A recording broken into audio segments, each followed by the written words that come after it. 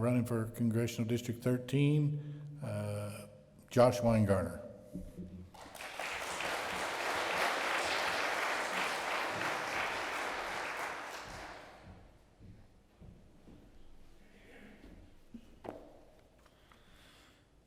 I want to start out by reiterating what Representative Price said. Thank you all for being here today. Thank you for taking the time on a weekend to come out and be a part of this process. The grassroots movement that we have through the Republican Party is strong. I've seen it at every one of the county committees that I've gone to, and I'm very encouraged by the support that has come out for our president, for all the people that are running for Republican office. It's great to see the people that are passionate, that are coming out and volunteering their time to do this. I also want to say thank you to the Boy Scouts and to the Honor Guard this morning. That is exactly what we need in this country. We need more people participating, more young people participating in Scouts and other organizations like that, more parents, more adult leaders participating with kids. That's how we make sure we don't continue to have these crazy Antifa types trying to tear down our statues. Being involved with our kids, making sure that they have adult leaders that are teaching them right from wrong, that, having a strong family, that is a key component to our culture, our value system, and that is what's going to make sure that we don't continue to have the craziness that we've been seeing over the last several weeks.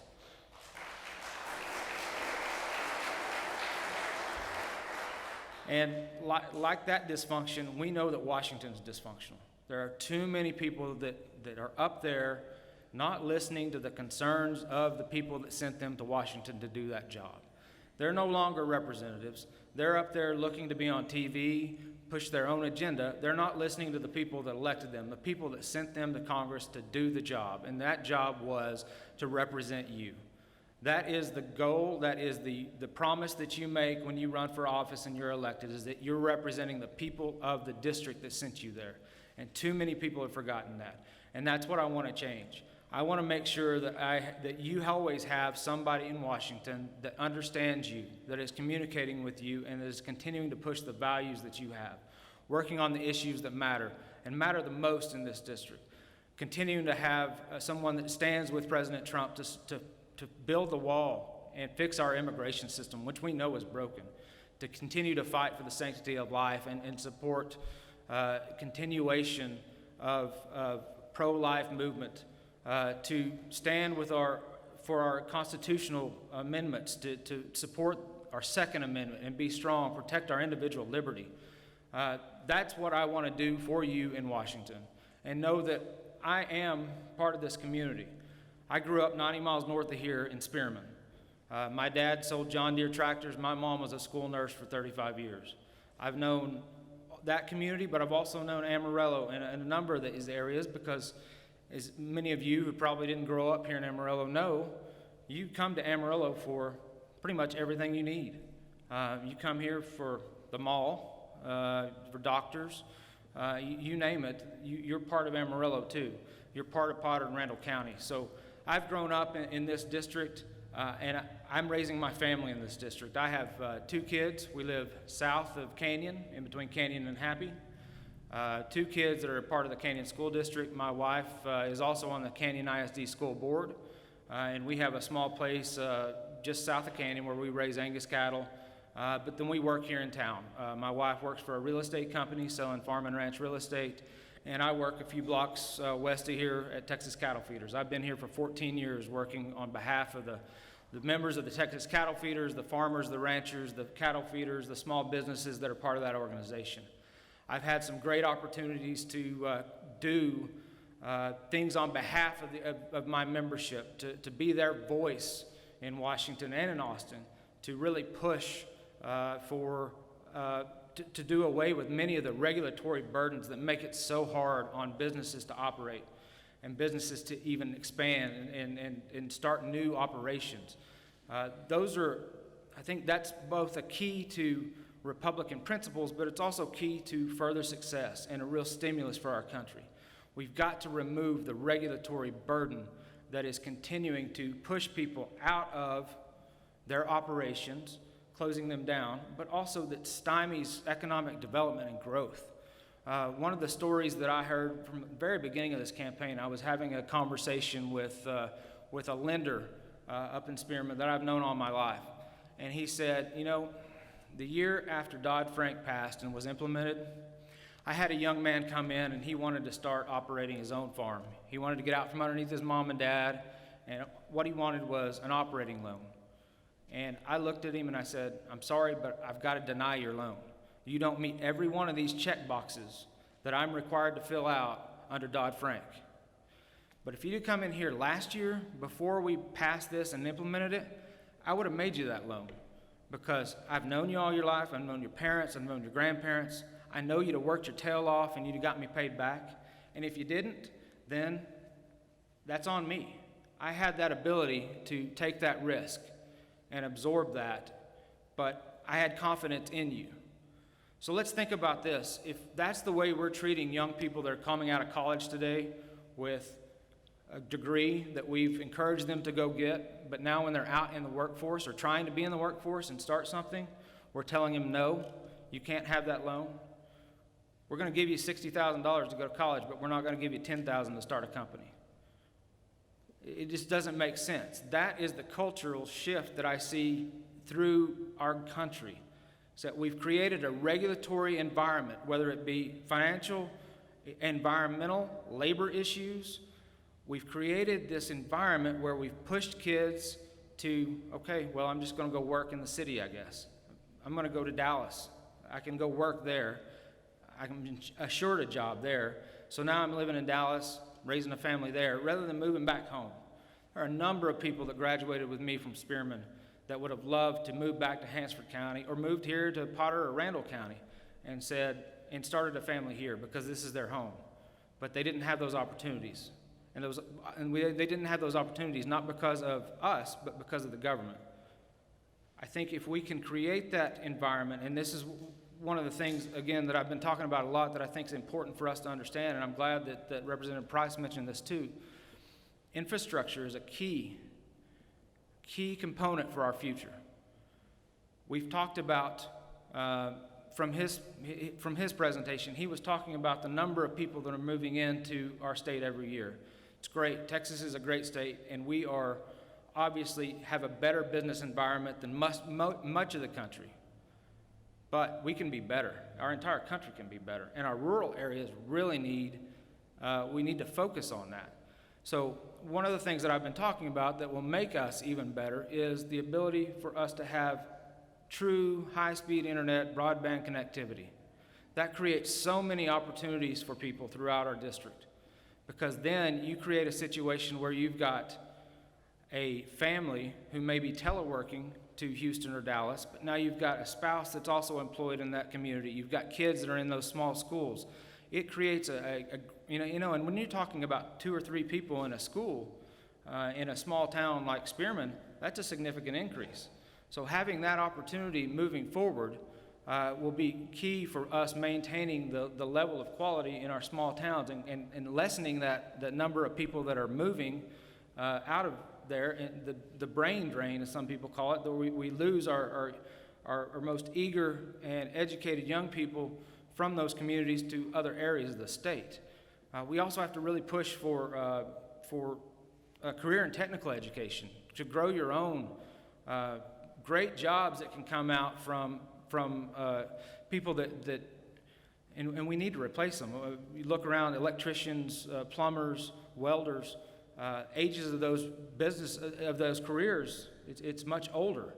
Having those young people graduate high school with that skill set that can go and apprentice with those people that have been doing it. And those are high-paying, good jobs in rural communities. That's something that we need to continue to push on. But back to the number of people moving here and the importance of infrastructure. The number of people that are moving our state is just amazing. I mean, it shows that Texas does it right.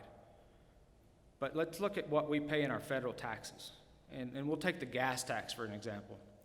We probably pay more per capita in federal gas tax than anywhere else in the country because of the amount of travel that we do, the distance we have to drive. Yet when we send that tax to the federal government, Texas itself is a donor state. Texas doesn't receive back for our infrastructure needs, our other needs, what we pay in. And then what Texas does get back stays on the other side of I-35. We don't see that return here. That's got to change. We need to make sure that we have a voice that understands those dynamics, that understands the infrastructure needs that we have, the needs that we have been paying our federal taxes to take care of, but we're not seeing that returned. That's our money that we paid into the federal government, but it hadn't come back here. So, excuse me. So those are a number of things that I want to address when I'm up there and talk about, and make sure that we have somebody, again, that is tied to this district, somebody that understands the different dynamics of being raised here versus being raised somewhere else, the uniqueness of this district, the things that we do better than anyone else, but the things that we need to focus on. Another funny story, and it's funny, but it's sad at the same time, and it's the importance of agriculture and the lack of understanding by many of the people in our federal government about the importance of agriculture and the importance of this district to agriculture. We're the 7th leading agriculture district in the country. I overheard a congressperson speaking to a group of people on labor issues. And in that conversation, she, with a straight face, because we were talking about how much employees get paid on farms and ranches across the country, and with a straight face, she turned to someone and said, "How much do y'all pay your cattle guards?" Had no concept. People think that our food comes from the grocery store. They think that you go out there and you drill a well, and you're going to drill a kerosene well, you're going to drill a gas well, you're going to drill a diesel well. They don't understand those dynamics. It's foreign to them. And we need to make sure, and that's what I want to do, is to be your voice and your vote in Washington. Advocate on the things that continue to drive our economy, like agriculture, oil and gas, and our small businesses. Lessen the regulatory burden that's on all of us so that we can see true expansion of our economy. And then be your advocate when it comes to issues that you may have with the federal government, making sure that there's always somebody working for you and the issues that matter to you. So with that, thank you very much for your time. I appreciate your support, and I look forward to talking with you more.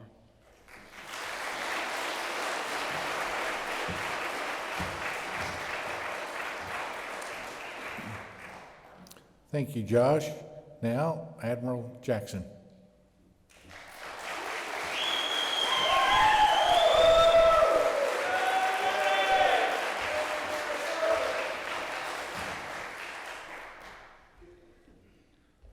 All right, I'm going to time this just because Dan told me 15 minutes, not a minute more, and I'm going to lose track of time here. So hang on. And I don't think I'm going to have the problem I thought I was going to have, though, because you're making me do this with a full bladder now. So but we'll start with that. But anyways, I just wanted to say, hey, thank you guys for allowing me to come out and speak to you guys here in the at your convention today. You know, it's a great honor to come here. Thank you, Chairman. Thank you, Dan, for having us here. I don't know if you guys realize the resource you have in this man right here, but he's somewhat of a mad scientist when it comes to getting the vote out, and he's doing a lot of great things, not just for Potter County, but for the Republican Party and for the state of Texas. So thank you for all the hard work you're doing. Appreciate it. I just want to also echo, I want to tell the Color Guard thank you. What a fine group of folks they are, and future servants to this country. I can tell they've got the servant's heart, and I appreciate that. And I thank you guys for a wonderful ceremony and posting the colors for us. So thank you. And thank you to the Potter County Republicans again for the opportunity to come here. All right, so I'm just going to tell you a little bit about myself. I'll tell you a little bit about who I am, how I got in this race, and why I'm in this race. And I think we're going to take some questions after that, which we'll have an opportunity to talk about some other stuff, I'm sure. But just to start with, I'll tell you, I'll just kind of define myself for you a little bit. Number one, I'm a Christian conservative, all right? These are the things that define me. Number two, I'm a retired Navy Rear Admiral and a veteran of the United States Navy. Thank you, appreciate it. Number 3, I'm a board-certified Navy, or a board-certified emergency medicine physician, not Navy anymore, but a board-certified emergency medicine physician, an ER doc. I am a small-town Texas boy, all right? And I am a father and a husband. And those are really kind of the big things that define me and who I am. And, with that said, one of the most important things in all of that, obviously, is the part about being a father and a husband. And I think most of you have had the opportunity, but I just wanted to take an opportunity real quick to introduce my wife here, Jane.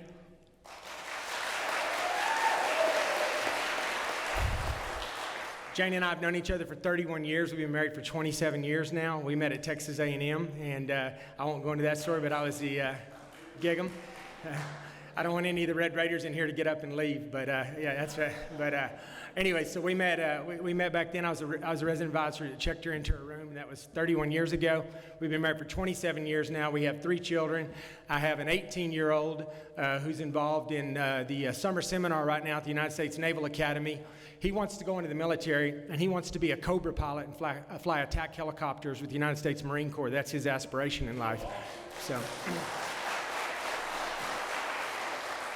So that's most likely what he's going to be doing. He's going to be either going to the Naval Academy and or Texas A&M if he doesn't end up at the Naval Academy. And the attraction of the Naval Academy, obviously, is I'm on the board at the Naval Academy, and my older son went to the Naval Academy, and he's 23 right now. He graduated the Naval Academy in 2018, and he's now a platoon leader with SEAL Team 3, and so he's leading the SEAL platoon.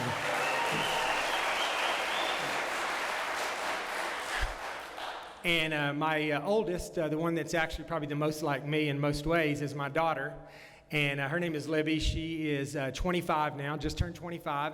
And she got her master's of business administration about a year and a half ago.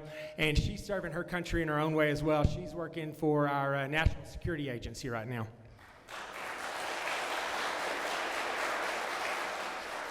So you can see I come from a family of service. My father was in the Army National Guard. Jane's father was in the Army for 28 years, and so she grew up as an Army brat. My kids have grown up as Navy brats, and we traveled all over the world. We've lived everywhere. The first 11 years that I was in the military, we moved 8 times in 11 years.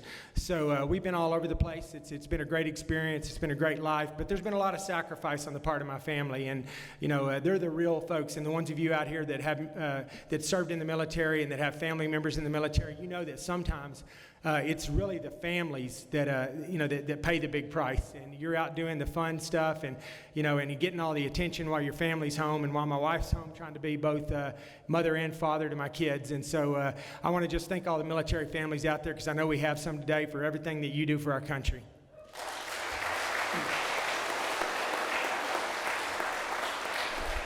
All right, I'll get into talking a little bit about where we're at on this. But, I was born and raised right here in the state of Texas. I'm a Texan. I grew up in a small rural farming community. I grew up in the panhandle of Texas. I don't try to hide where I'm from. I grew up in Levelland, Texas. Everyone in this room knows where that's at. I have, my dad had 8 brothers and sisters, and I've got kinfolks, aunts and uncles and cousins strung out all over the Texas Panhandle and North Texas, whether it's Fritch or Tulia or Borger or Pampa. I've got kinfolks everywhere. I grew up in this area. The folks here, you guys right in this room, are my people. This is where I was born and raised, in the Panhandle of Texas. And I left Texas. I went to junior college at South Plains College for a couple of years. I come from a hardworking blue-collar family. My father was an electrician and a pumper in the oil field. Is this mic on? Is it good? Okay. My father was an electrician and a pumper in the oil field, and my mom was a homemaker, and we didn't grow up with much. We grew up in a really blue-collar family that just scraped to get by, and quite honestly, my folks still do scrape to get by.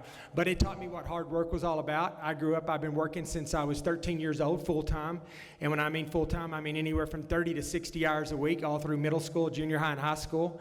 When I was growing up, I paid for my car insurance, my furniture in my room, the clothes I was wearing, just anything I needed, I was expected to pay for it. And I don't regret it. It made me who I am today. I think that, it instills a lot of values in you. If you're forced to do something like that at an early age, you certainly appreciate money and the value of hard work and the money that you earn.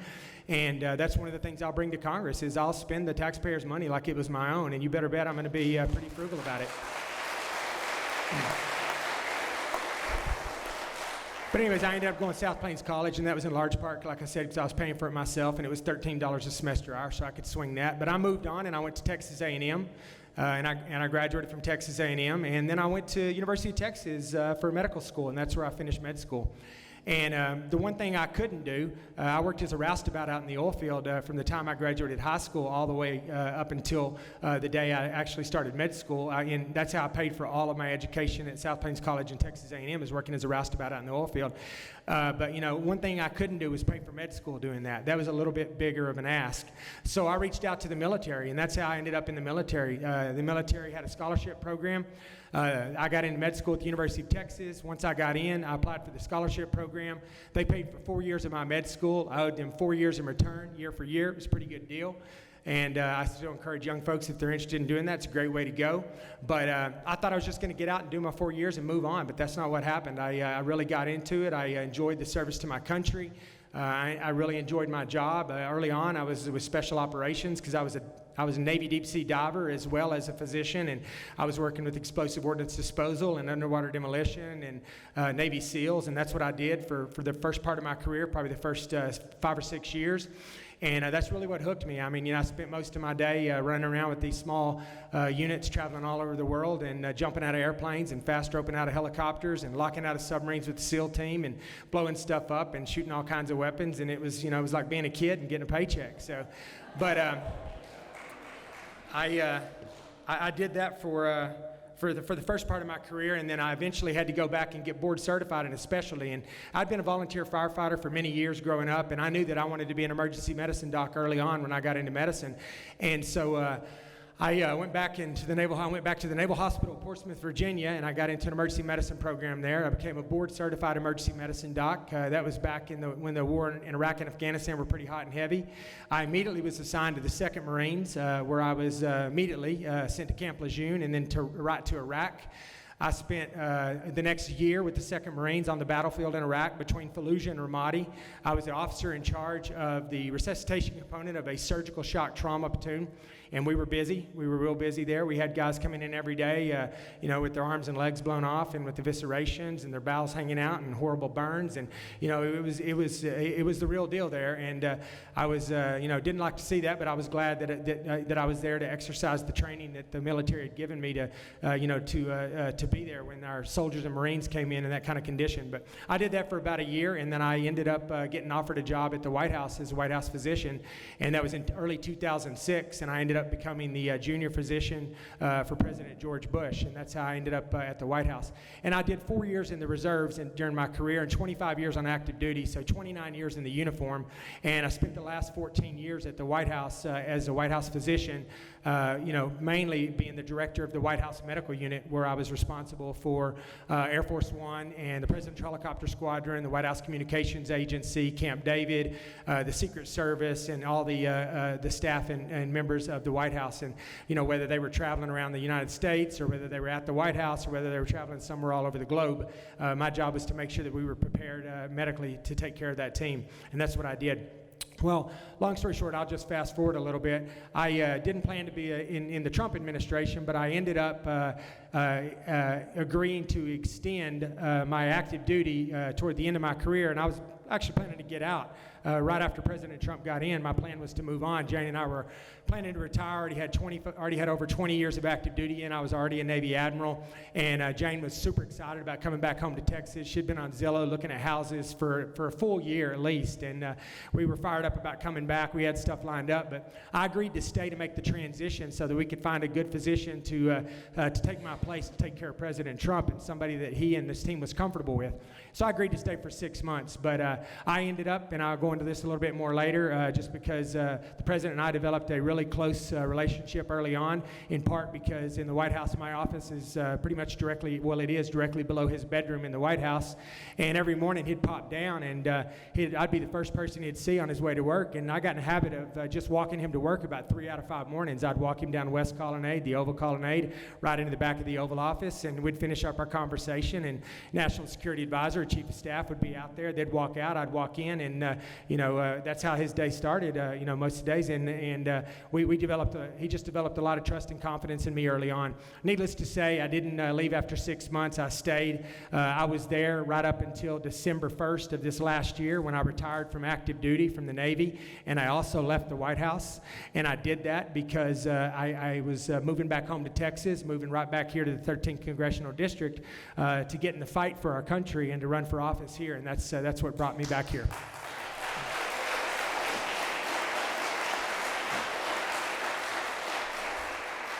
And, I didn't do that in a vacuum. I did that, with President Trump's blessing. We talked about it a lot. He was the first person I talked to about it. He was excited about it. The way he feels about it, he's got enough never Trump rhino Republicans in there right now that he can't trust that are constantly trying to undermine him and stab him in the back. He needs some good, solid Republican support from some people that actually are going to do something, and that's me. And, I'll just close by telling you kind of the pitch that some of you have heard before, but, I'll just tell you, I got to tell you why, you would vote for me and not my opponent. We all have to do that. That's part of running for office, obviously, right? And I'll tell you, the thing that I bring to the fight, and we'll have to talk about what we each bring to the fight, but, Congressman Thornberry's been our congressman for the last 26 years, right? And, he's sat on committees, he's chaired committees, he's been the ranking member on committees, he's got a big voice. When he talks, people listen. When he's got a problem, they want to help him figure out how they can fix it. Well, when he leaves, coming up here in January, that's right here. It's zero. It's gone. And we're going to have a freshman congressman in this district representing us. And that person's not going to have a voice. It's just the way Congress is set up. It's unfortunate. But no one's going to care who that person is, where they're from, what their name is, or what their issues are. And it's going to be a good 6 to 8 years before that person develops any kind of tenure in that office that they can adequately represent this district, especially on issues that are specific to this district, right? Well, I'm telling you, I'm the exception to that. And it's not so much because of Ronny Jackson. I like to think I have a little bit to do with it, but it's circumstance. If I were telling you this 6 years from now, it wouldn't apply. If I were telling you this 6 years ago, it wouldn't apply. But I just came from the White House. I worked every day side by side with the President of the United States, with President Trump. I know every single one of the cabinet secretaries. I have their home phone numbers, their cell phone numbers, whether it's agriculture or commerce or energy or defense or the VA. They're all friends of mine. I took care of them and their families for the last 3 years. They're going to answer the phone when I have an issue. They're going to want to know how they can help me fix it.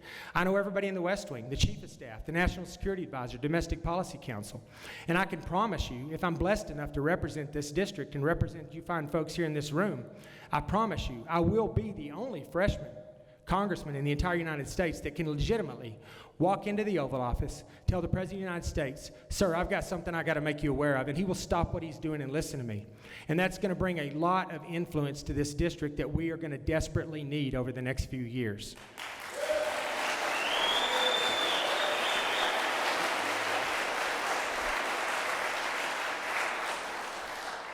So I'll tell you, I'm gonna close with making you a promise. I'll make you 2 promises. My 2 promises to you is that if you decide to elect me as your representative in Congress, the first promise I make you is I promise you I will make you proud. I promise.